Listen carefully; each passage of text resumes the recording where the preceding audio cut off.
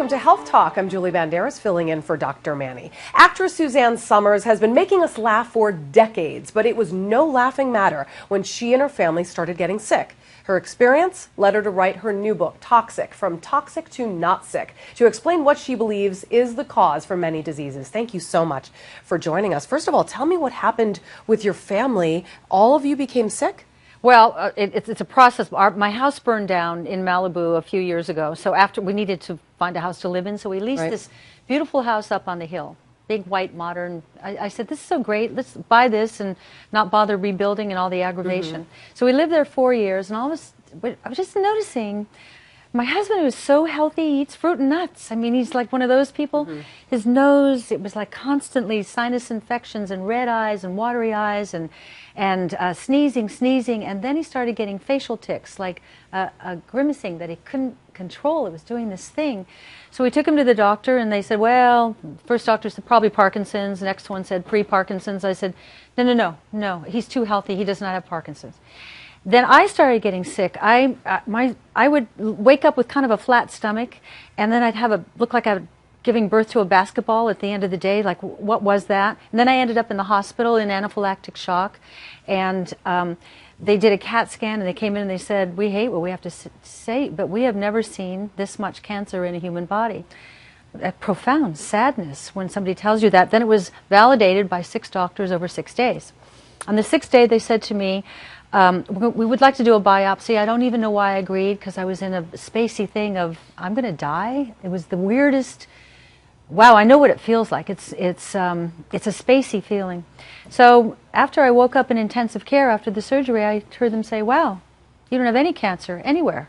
What? So what had happened to me and my husband was, when we were living in this leased house, there was an unfinished room downstairs that I knew was there, but I never went there because it's unfinished.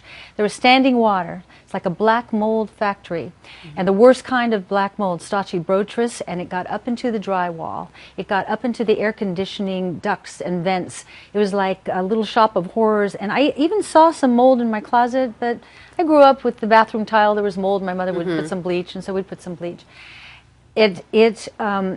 My husband did not have Parkinson's. He had mold that had settled into his whole sinus area, and then it worked its way down into the neck axis, where the base of the brain, which is the cerebellum, the central nervous system, and that was what was causing the facial spasms.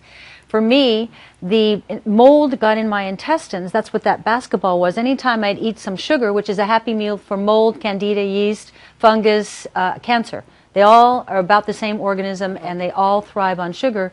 So I would have a bite of, I wasn't a big sugar eater, but ice cream here.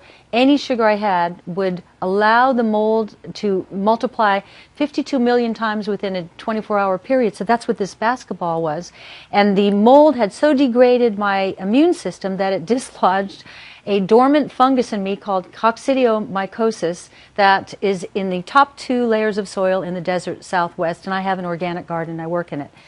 So thank God I didn't take the chemotherapy. Thank God he didn't take Parkinson's drugs. But then I went on a journey to find how to get this out of our body, and the journey was to realize that it's about the food you eat, and it's about what you put on your skin and what you're cleaning your house with, and detox constantly. Here's how it works. Toxins come in through the skin, through the air we breathe, our lungs, and the food we eat. That's how we get it. It gets down into the GI tract, eats holes through the barrier wall, which is your immune system, and then leaks out, leaky gut, into the bloodstream, and then roams around creating havoc. It looks for organs of opportunity because they love to live in fat. Organs are very fatty. Their favorite organ is the brain because it's 65% fat. So when the toxins make their way up into the brain, that's where you get your ADD, your ADHD, your autoimmune diseases. It all starts in here. Everybody is in a dieting craze these days. Right. And everyone is constantly talking about counting calories, cutting down on their fat, cutting back on carbohydrates. And you're saying, in fact, that it's the toxins that are making us overweight. I call it your toxic burden. The body in its wisdom is trying to keep the toxins away from our precious organs and glands, because our liver was never meant to process the environmental assault that we're under, which is the greatest assault in the history of humanity. And so The body in its wisdom says, well, I don't want this near the liver, I don't want it near the glands, I'll store it in the fats. The more toxins you take in, the more fat you need to store it. That's the obesity problem. Yeah, but the question is, how do you avoid toxins? Because daily life, we are exposed to toxins. So what's a good way to sort of cleanse ourselves of toxins every single day so they don't have a chance to build up and get into your blood supply and affect your organs and make you sick?